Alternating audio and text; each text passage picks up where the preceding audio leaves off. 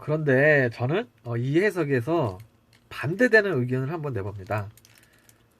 성적 비행을 쭉 안 해온 초범도 이런 비슷한 신체 훼손을 한 사건이 굉장히 많다. 부부 연인 간에도 살해 후에 신체 훼손을 한 사건이 매우 많기 때문이다. 의처증, 뭐 의부증, 그리고 이별, 집착 이런 걸로 여성의 시신을 훼손하는 사건이 굉장히 많아요. 그래서 시신을 잔혹하게 훼손했으니 성적 범행을 쭉 해온 포악한 성격의 비면식범이다라고 이제 단정 짓기에는 무리가 있지 않을까 합니다. 그 면식범이냐 비면식범이냐에 따라서 수사가 완전히 달라질 수 있기 때문에 이 부분도 굉장히 중요한 부분이죠. 그러니까 수사를 할 때 뭐 경찰이 뭐 면식범만 수사를 하고 뭐 비면식범은 수사 안 하고 그러진 않을 거 아니야. 두 개 다 수사를 해야겠죠. 그래갖고 한번 예를 한번 들어볼까요? 사건을 그 2001년에 고흥에서 그 마을 남자가 회식을 한 후에 마을 사람들끼리 회식하고 다 헤어졌어. 헤어졌는데 이제 남자가 그 마을 주민 여자 한 명 그 집에 찾아간 거지. 찾아가가지고 성관계를 요구를 했는데 당연히 여자가 거부를 하지. 거부를 하자 그 남자가 그 여성을 살해한 후 톱으로 음부를 훼손을 하는 사건이 있었다. 그리고 2005년에 서울 홍문동 사건 제가 영상으로도 한번 다뤘었죠. 그 내연녀가 헤어지자고 했다고 유두를 깨물어 갖고 뜯어내고 창자를 꺼내서 가위로 잘라 갖고 나무에도 걸어버리고 그리고 음부를 가위로 잘라 가지고 그 안에 술병이랑 자두 지갑 등을 넣어둔 사건. 그리고 2006년에 인천에서 아내가 이혼을 하자고 하자 아내를 토막 살해 후 신체는 여기저기 내다 버리고 아내의 머리는 이제 보일러 지하실에다가 이제 보관한 남편. 이 사건에서 그 아내의 머리에 그 눈이 테이프로 감겨져 있었거든요. 그래갖고 이건 왜 감아놨냐 물어봤더니 그때 그 남편이 아내가 눈을 뜨고 죽었는데 그 눈을 보기가 무서워서 가려놨다고 합니다. 그리고 2007년에 그 고향에서 현역 중사가 여자친구를 82조각을 내가지고 조각을 내고 나눠서 버리고 그 내장은 믹서기로 갈아버리고 그리고 머리는 물에다가 삶아버렸다. 그리고 2014년에 그 대구 장제진 사건 유명하죠. 헤어진 여자친구 집에 찾아가가지고 여자친구 부모를 다 살해하고 여자친구도 이제 살해하려다가 여자친구가 4층에선가 뛰어내려가지고 탈출해갖고 살아난 사건이 있죠. 그리고 2018년에 그 얼마 전이죠, 작년이니까 부산 사하구에서 헤어진 동거녀 한테 이제 앙심을 품고 그 동거녀 집으로 찾아가가지고 일가족 4명을 살해한 사건. 그 중에서도 그 동거녀에게는 굉장히 잔혹했다고 합니다. 그 여러 가지 도구를 가져가가지고 고문을 했다고 하죠. 그 인터넷에 그 여자친구 살해 사건 뭐 이렇게 치면은 굉장히 많이 나옵니다. 그 어저께인가 뉴스에 나오더라고요. 또 이별 요구로 매년 이제 여성 60명이 죽거나 위협을 당한다고 합니다. 한국에서. 그러니까 한 달에 5명꼴로 이별하자고 했다가 이제 죽거나 다친다.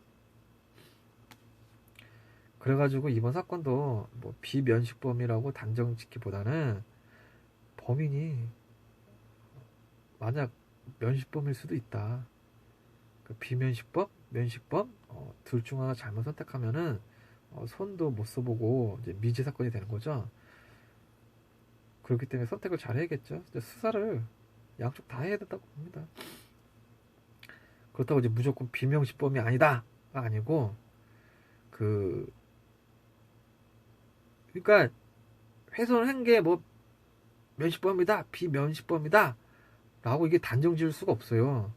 왜 그러냐면은 그때 당시 상황에 따라서 현장이 달라질 수가 있잖아요. 나는 절도만 하러 들어갔는데 여자가 막 반항을 너무 하고 내 얼굴 봤어. 그러면은 살인자가 되는 거잖아요. 그때 당시 상황에 따라 달라질 수 있다. 배 씨의 그 대응이랑 그때 당시 뭐 범인의 여러 가지 상황에 따라서 뭐 해석할 수도 있다. 이런 건 뭐 수사관들이 직접 현장을 볼 수가 있으니까 그러니까 면식범, 비면식범 딱 정해놓고 하나씩 이제 의문점을 쳐내가면서 수사망을 좁혀가면 되겠죠? 수사관들이 판단을 잘 내릴 거라고 봅니다. 화이팅! 신체의 특이사항, 배씨 부검 결과 목뼈 앞쪽에 이제 출혈이 있었다. 전문가들에 의하면은 이 부위는 이제 조른다고 생길 수 있는 부위가 아니라고 합니다. 경추가 앞뒤로 힘이 많이 작용했을 때 이제 생길 수 있는 부위의 상처, 그러니까 강한 힘, 뭐 차가 급감속, 뭐 급가속할 때 이제 생긴 상처다. 그러니까 그것이 알고 싶다 해서는 고개를 숙이고 뭐 자고 있다가 이제 급출발을 하거나 멍하니 있다가 급감속할 때 나올 수 있는 부상으로 이제 추정을 한다. 그런데 물론 급가속, 급감속으로 이제 부상도 있을 수가 있지만 안면에 구타 흔적이 있어서 안면 폭행 시 그 충격으로도 이제 비슷한 부상이 나올 수 있을지도 않을까. 그러니까 남자와 여자 얼굴 탁 때리면은 고개가 딱 뒤로 넘어가면서 목에 그 브레이크 잡을 때 같이 목이 뒤로 넘어가면서 그런 부상이 오지도 않을까 합니다. 여기까지 이제 방송에 이제 나오고 막 하다가 이제 그것이 알고 싶다 해서 범인 프로파일링 분석에 따르면은 1. 범인은 피해자와 비면식범의 차량을 소유하고 있으며 2. 이곳에서 지리감을 가지고 있는 성범죄자이다. 3. 시신 상태로 보아 초범은 아니다. 4. 의도적으로 급가속, 급감속으로 피해자를 부딪히기를 해서 의식을 잃게 한 후 제압 후 범행을 했을 것이다. 5. 범행 후 사망한 후 유기장소로 이동해서 옷을 벗기고 신체를 훼손한 뒤 달아났을 것으로 이제 추정을 한다라고 이제 프로파일링이 나왔습니다.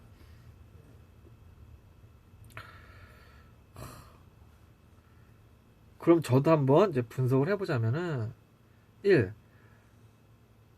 범인은 피해자와 비면식범이 아니라 면식범이며 차량을 승용차나 승합차, 카니발, 봉고차 같은 것을 소유하고 있다.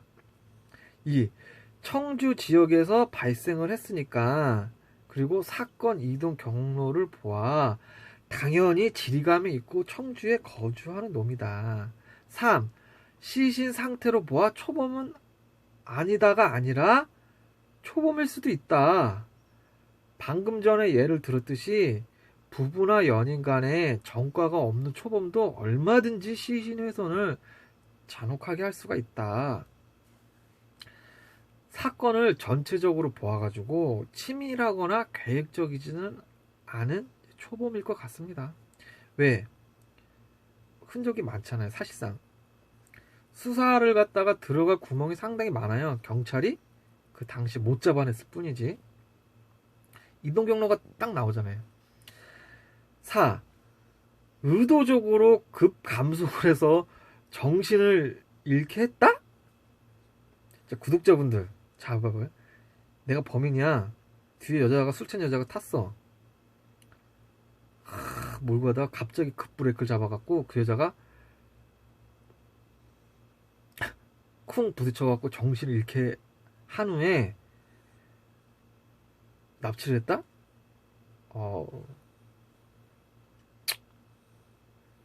저는 아유 아니다. 마지막 실종 장소가 주택가이고 안면을 폭행을 당해서 이제 목이 넘어가면서 목부에 부상을 입었을 것이다. 아니, 범인 입장에서 급감속해가지고 급충격으로 이제 정신을 잃게 했다? 그러면은 정신을 잃지를 않고 자던 여자도 깨져. 그리고 차 안에 흔적이 남는데 조용히 안 남기같이 차를 갖다가 자고 있으면 조용히 차를 외진 곳에 대가지고 잽싸게 뒤로 넘어가고 위협해갖고 제압하는 게 그게 더 이득이죠. 그리고 다섯 번째, 유기 장소에서 옷을 벗기고 신체 훼손을 하고 달아났다? 그러니까 범인이 주차한 다음에 트렁크나 뭐 차 안에서 옷을 벗기고 아래 바지에 올인원까지 벗기고 거기에서 시신을 깨물고 가슴에 상처를 내고 음부를 잘라갔다? 그거를 현장에서 다 했다는 얘기잖아요. 아니다. 구두 두 짝 중에 한 짝이 머리 옆에 있고 한 짝은 저 바지 주머니에 있어서 차바퀴 앞에 놓여져 있었잖아요.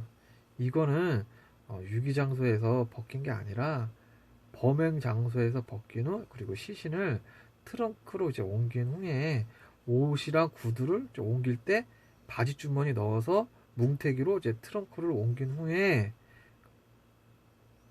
시신 유기 후 이제 버리다가 그렇게 됐을 것이다. 그리고 추가로 치은을 보면은 트렁크에서 깨물었으면 이빨 자국이 이렇게 나야 되잖아요. 여자가 이렇게 가로로 누워 있으니까 설마 트렁크에서 이렇게 해갖고 이렇게 깨물었겠어요? 그러니까 사진상 이렇게 깨물었기 때문에 트렁크에서 깨문 건 아니다. 치은은 범행 당시 다른 장소에서 옷을 벗긴 후에 깨물었을 것이다.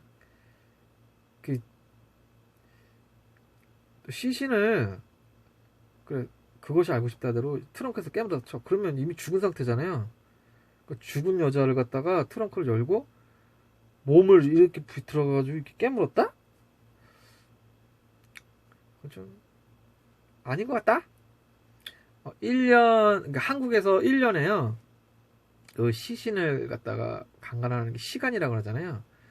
그런 사람들이 1년에 한 2명 정도 나온다고 합니다. 사건이 1년에 한 2건 정도 발생을 합니다. 그러면 이제 경찰이 수사가 들어가야 될 거 아니야. 경찰의 핸드폰 위치 추적 및 통신 기록 조회 결과. 현장의 지질 특징. 1. 회식 장소에서 집까지는 이제 2.5km이며 배 씨는 회식 장소에서 나와가지고 집으로 이동을 하면서 전화 통화를 했는데 12시 31분에 1차 통화를 했다. 누구랑? 회식 장소 근처에서 고향 친구와 통화를 했다. 통화를 한 고향 친구의 증언에 따르면은 통화 중 길가에 차 소리가 많이 났다. 즉, 배 씨는 길을 걷고 있었다. 명절이라 집에 갈 수 있어 기분이 좋다고 들뜬 목소리로 전화 통화를 한 후에 걷다가 누군가를 만난 것 같이 나중에 전화할게 하고 다급하게 전화를 끊었다. 결정적이죠? 아파. 이때 택시를 탔든 누구를 만났든 그때 배 씨가 택시다 이따 전화할게 아니면 아는 오빠야 이따 전화할게 한마디만 해줬어도 그냥 해결되는 사건이죠. 근데 그게 그런 작은 틈 때문에 이렇게 미제 사건이 되어버렸습니다. 여자분들도 그렇고 남자분들도 마찬가지예요. 늦은 밤 다닐 때 항상 주변에 자주 알리는 것이 습관화돼 있어야 돼요. 그건 남자든 여자든 똑같다.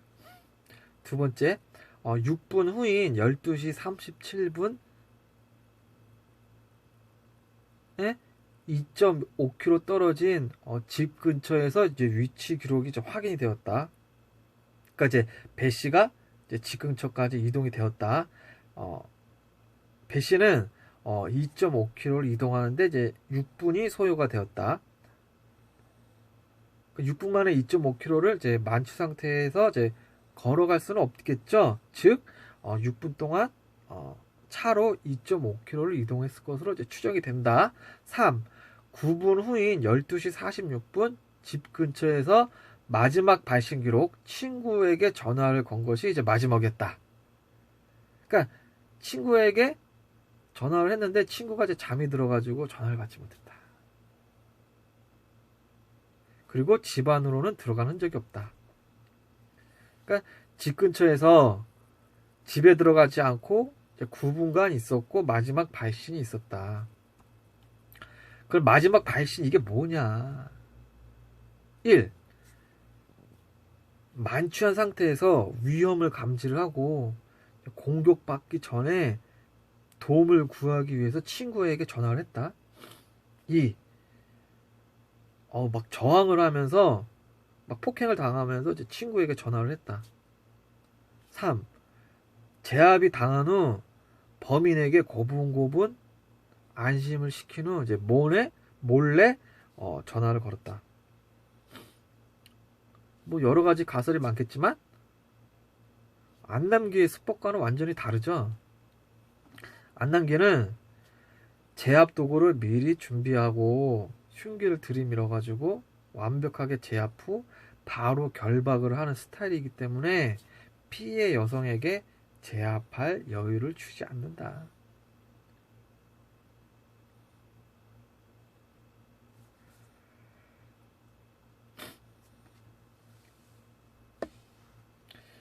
물론 만취한 상태에서 폭행을 당하면서 전화를 걸 수도 있는데 그럴 가능성은 좀 희박하죠. 공격받기 전에 전화를 했거나 제압당으로 틈이 나서 전화를 했거나 어찌됐건 전화를 했다. 도움의 전화이지 않았을까. 범인이 어리숙하다. 틈새를 보였으니까. 그리고 이제 사건 시간상 청주 미용사 사건이 2000년에 발생한 거잖아요. 그러니까 정황은 다른데 또 시기적으로 또 이상한 점이 있어요. 정황은 안남기 수법이랑 완전히 다른데 청주 미용사 사건 일어난 지 14일 후에 발생한 미수 사건에서 범인이 안남기였잖아요.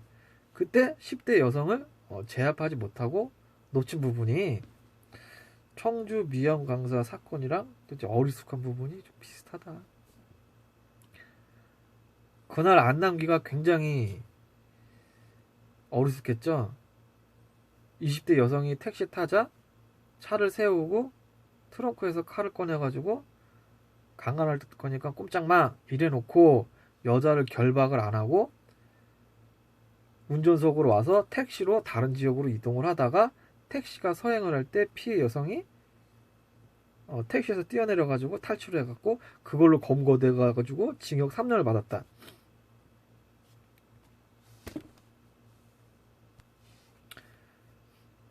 그러면 이제 납치 방법은 어떻게 쓸 것인가? 1.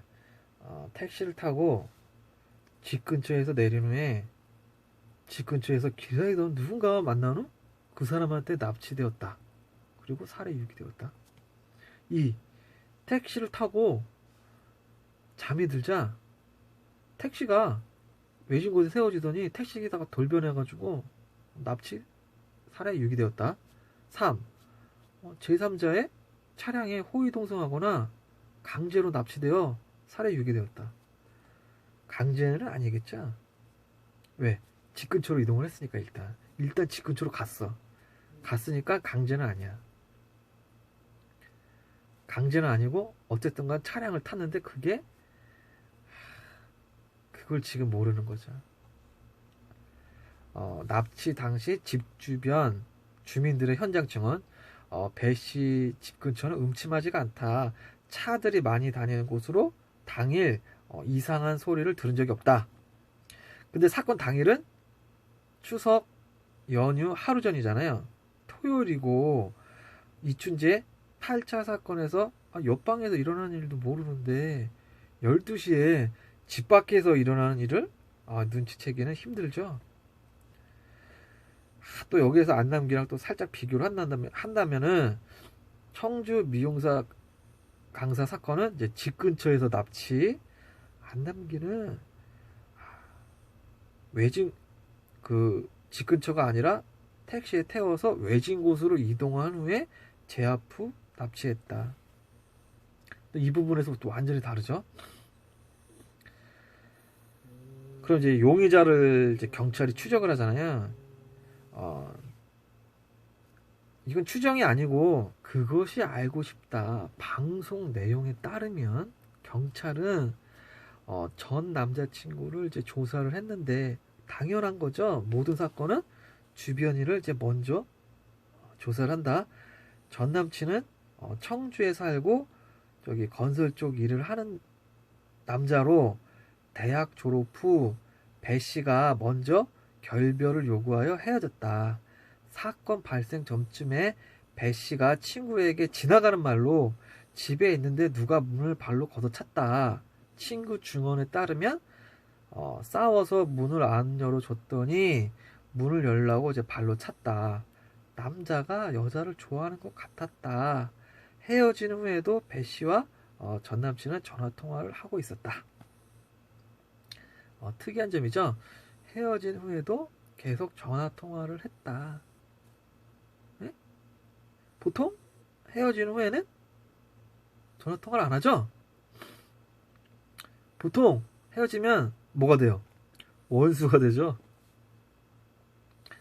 여자가 먼저 결별 요구를 해서 헤어졌는데 통화를 계속한다. 그리고 남자가 약간 다혈질적이고 욱하는 성격이 있다 라고 이제 방송에서 말을 했습니다. 경찰은 전 남자친구가 당일 행적이 의심스러운 구석이 있고 배 씨에게 집착을 했고 시신 상태로 보아 치정에 의한 것으로 의심을 하여 전 남친을 용의선상에 놓고 이제 수사를 했다. 경찰도 시신 상태를 보아 이건 치정이다 라고 이제 의심을 했단 얘기네요. 저랑 똑같네요. 전 남친 사건 당일 알리바이. 첫 번째 2시에 친구를 만남. 두 번째 5시에 집에 돌아와서 이제 저녁을 먹었다. 세 번째 9시에 영화 2편을 빌려서 외삼촌 집에서 봤다. 네 번째 10시에 어머니와 통화를 했다. 다섯 번째 12시에 취침을 했다.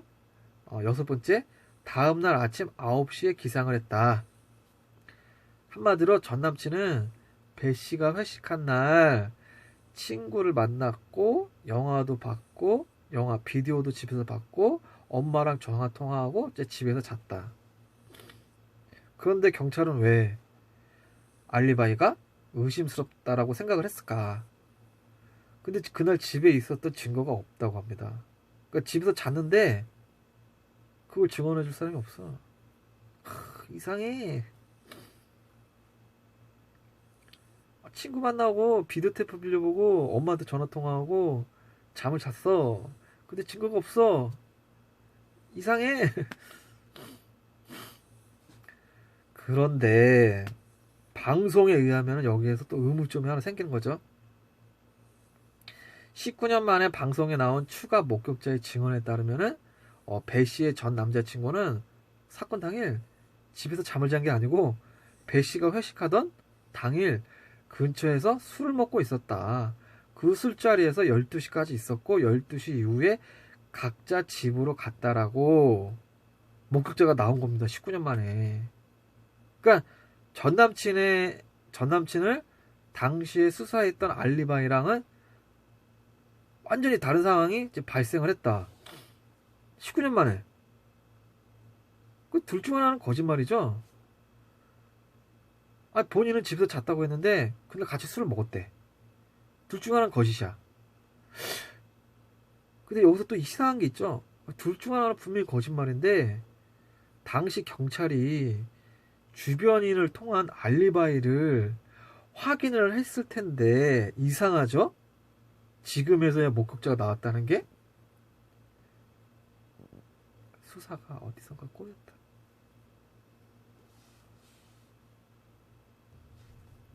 방송에서 배 씨 언니가 전 남친에게 이제 전화를 걸어가지고 사건에 대해서 궁금한 게 있으니까 이제 만나달라, 시간을 달라고 하자 전 남친은 미제 사건이에요? 그게 지금? 그럼 이게 지금 미제 사건이에요? 이렇게 하고 묻더니 본인이 아는 한도 내에서 도와준다고 흔쾌히 약속을 잡았으나 그 다음날부터 이제 사정이 생겨서 만날 수가 없다. 약속 취소 문자가 오고 그 후로 이제 전화 통화가 되지 않았다. 그러니까 사귀던 여자친구가 이제 살해된 사건인데 도와준다고 약속을 하고 다음날 바로 연락 두절이 되었다. 물론 자신을 용의자로 의심을 또 하나 해서 화가 나고 감정이 격해져서 그럴 수 있다고 저는 생각을 합니다. 이제 그러자 피해자 언니가 전 남친을 만나지 못하자 이제 수소문 끝에 전 남친 집으로 찾아가가지고 어머니를 만나서 인터뷰를 합니다. 인터뷰를 하는데 그 전 남친 어머니가 아니 범인은 잡혀가지고 충주 교도소에 있다고 아들이 말했다고 이제 말을 합니다.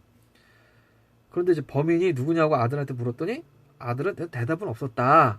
그러니까 이제 전 남친 어머니는 사건이 해결이 된 줄 알고 있었던 거죠. 이거는 이제 거짓말을 한 거죠. 왜 거짓말을 했을까? 그러니까 아들이 경찰 수사를 받고 하니까 부모님이 걱정을 하고 하니까 이제 아들 입장에서는 어머니를 이제 안심시켜 주려고 이제 그렇게 말했을 수도 있다고 저는 봅니다. 그때 이제 어머니랑 대화 중 이제 연락이 두절되었던 이제 전 남친에게서 이제 전화가 오는데 조금 흥분된 상태로 당장 서울에 올라오면은 인터뷰를 해주겠다 해가지고 이제 약속을 잡게 됩니다. 생각을 해보면요, 사건에 대해서 자기의 의사와는 상관없이 방송국에서 자신의 본가에 찾아가가지고 어머니를 인터뷰를 하면 그 전 남친 입장에서는 매우 불쾌할 수 있죠. 그래서 흥분한 상태로 전화를 할 수 있다라고 봅니다. 저라면 더 화가 났을 수도 있어요. 그 후에 이제 전 남친과 만나서 인터뷰하는 모습이 나오는데 이제 여기에서 제가 그 첫 번째 그 영상일 거예요. 그 레비 벨피트 사건, 예전에 올렸던 영상 중에 그 레비 벨피트 사건인데요. 그 사건에서 그 영국 경찰의 그 신체 언어 전문가들이 그 용의자들이랑 그 인터뷰를 할 때, 그러니까 신문을 할 때, 그때 이제 범인들의 행동 분석 내용을 제가 이야기한 적이 있어요. 그러니까 이제 범죄자가 경찰과의 면담 도중에 그 자기도 모르게 나오는 그 범죄자들의 그 신체적 언어 있잖아요. 그러니까 거짓말을 할 때 그 나타나는 행동. 그러니까 이거를 영국 경찰은 신문 압박이 들어가는 순간에 그 범죄자들이 막 당황을 하고 할 때 나오는 그 행동, 이걸 갖다가 이제 범죄의 눈물이라고 하더라고요. 이게 어떤 거냐면은 그 신문 도중에 그 팔짱을 끼는 행위 있잖아요. 이렇게 팔짱을 탁 끼는 행위, 이렇게 이게 나를 보호하면서 상대방을 위협을 하겠다.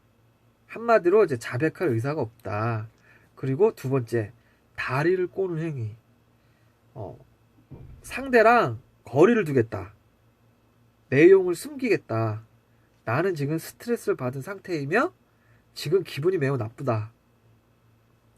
세 번째, 신문을 받으면서 이제 몸을 돌리는 행위, 그리고 시선을 이제 회피하는 행위, 눈을 피하는 행위. 그만 대화를 끝내고 싶다. 당신의 의견에 이제 찬성할 수가 없다. 그리고 추가로 증거물, 신문 압박이 이제 강력하게 들어갈 때 이제 나타나는 행동이 있다고 합니다. 범인이 이 행동을 10초 이내에 하면은 범인일 확률이 굉장히 높다. 1.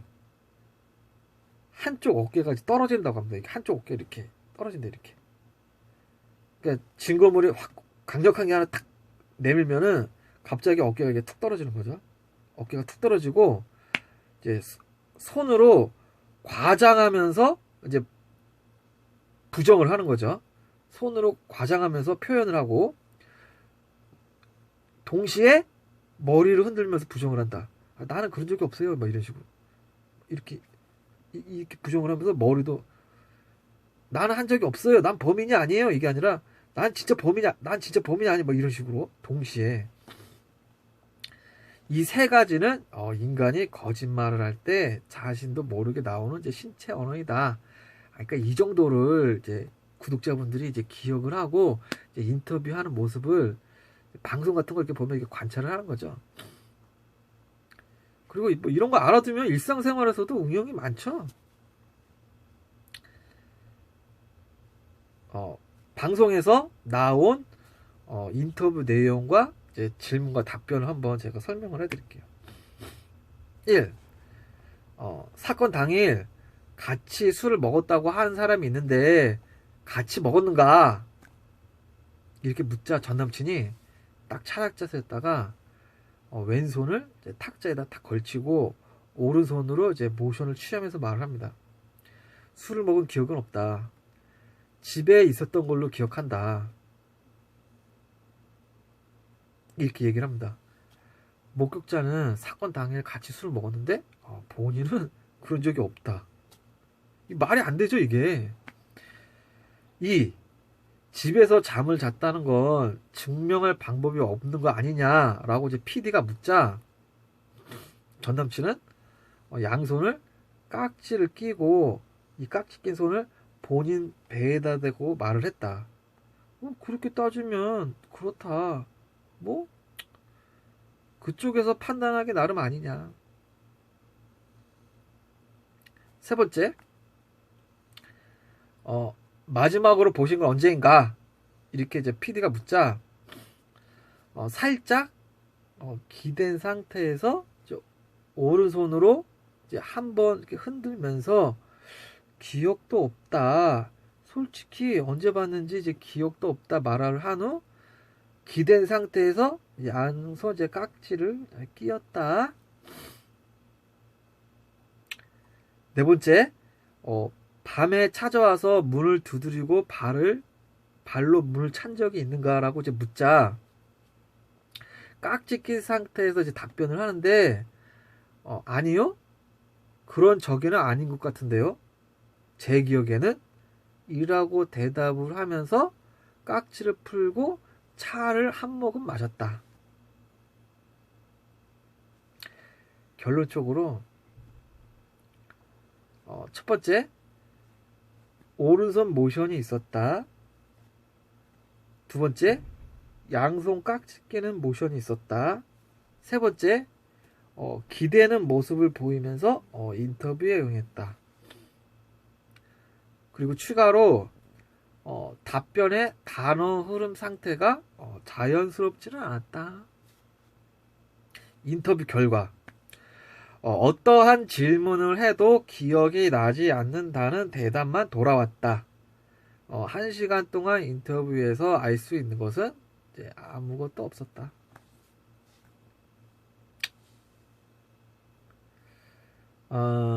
이쯤에서 그것이 알고 싶다.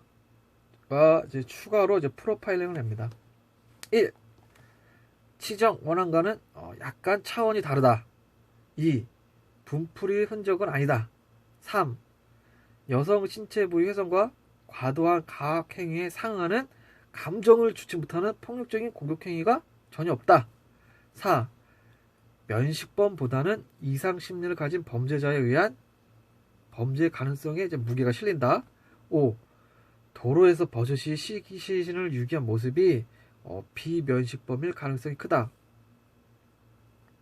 보편적으로 면식범이라면은 자신의 정체가 들킬까봐 시신을 은폐하는 경우가 많죠. 공을 많이 들이고. 그래서 이런 분석이 나왔다고 봅니다. 저는. 근데 이제 이게 그것이 알고 싶다 해서는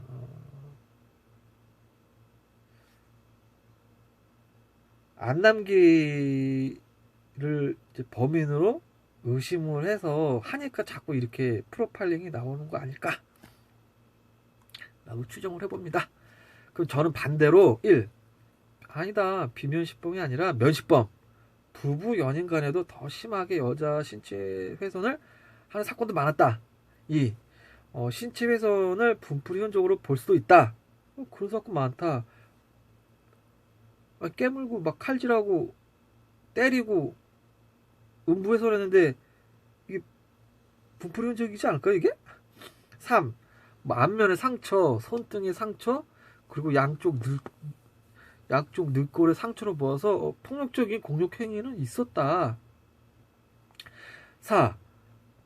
면식범이 이상 심리를 가지지 않고 면식범의 이상 심리를 가지지 않은 일반인도 충분히 이 정도의 잔혹함을 보일 수 있다. 5. 면식범이 유기 장소를 공 안 들이는 경우도 있다. 어떨 때? 알리바이를 확실하게 준비했을 때. 알리바이가 없을 때는 공을 들이겠지만 알리바이를 확실하게 미리 준비했을 때는 빨리 버리고 가야죠. 왜? 시간이 없으니까. 이 사건은 시간 싸움이에요. 얘는 지금 1시에서 6시 그 5시간 사이에 빨리 하고 갔어야 됐어. 시간적 여유가 없어. 6번째, 면식범이라서 배 씨의 핸드폰이랑 지갑을 가져가서 뭔가 확인한 후에 따로따로 유기했을 가능성도 있다.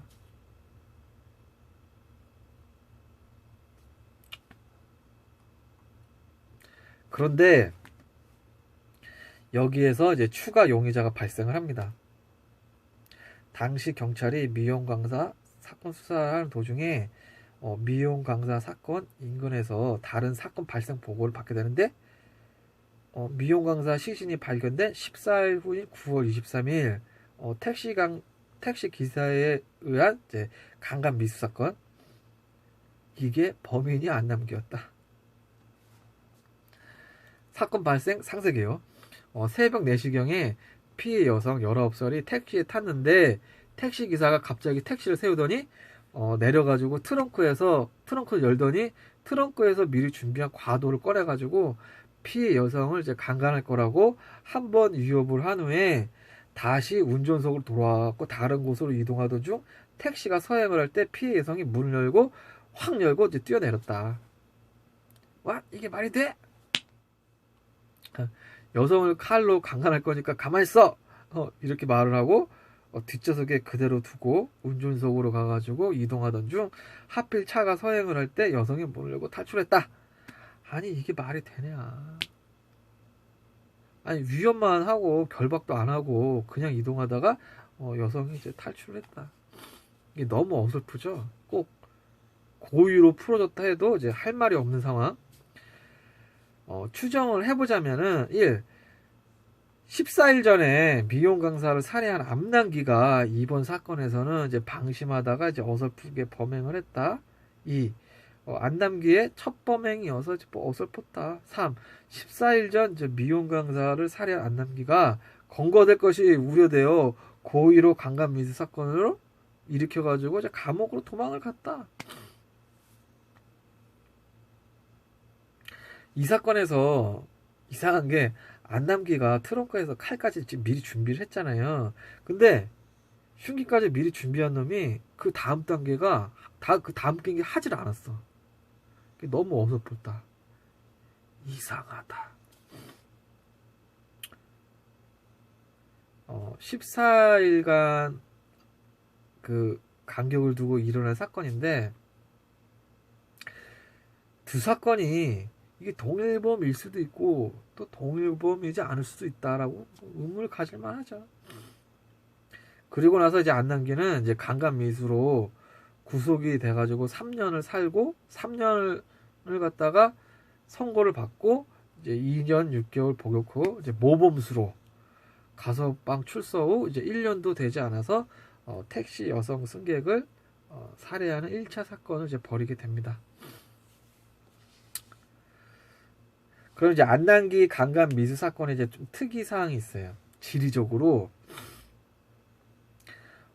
그 강간 미수 사건이 미용 강사 집에서 550m 떨어진 곳에서 발생을 합니다. 그 만약 안남기가 범인이라고 가정했을 때 안남기가 미용 강사 사건 근처를 이제 떠나지 않았던 얘기죠. 직업이 택시 기사니까 이제 떠날 수가 없었겠죠. 그러다가 우연치 않게 또 범죄 기회가 생겼는데 시도하다가 실패를 했다? 이 부분에서 또 이제 막 수사가 이제 꼬이기 시작하는 거죠. 지금 거의 지금 2시간째 이야기를 하고 있는데 막 꼬이기 시작하는 거죠.